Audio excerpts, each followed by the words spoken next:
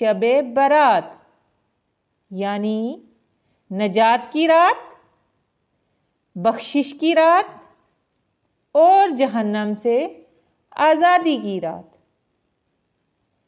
शबे बारात की फजीलत हदीस की रोशनी में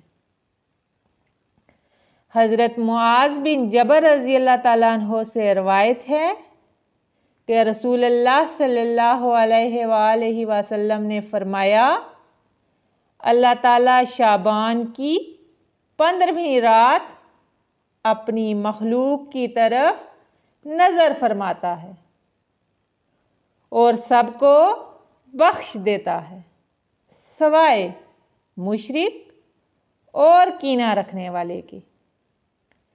मेरे अजीज़ों, सोच के एक ही रात में अल्लाह ताला पूरी उम्मत को मुआफ़ फरमा देता है, मगर 2 किस्म के लोग उस रहमत से महरूम रह जाते हैं। शिर्क करने वाला, दिल में बुग़्ज़ और कीना रखने वाला। ये रात हमें सिखाती है कि इबादत के साथ दिल की सफाई भी ज़रूरी है।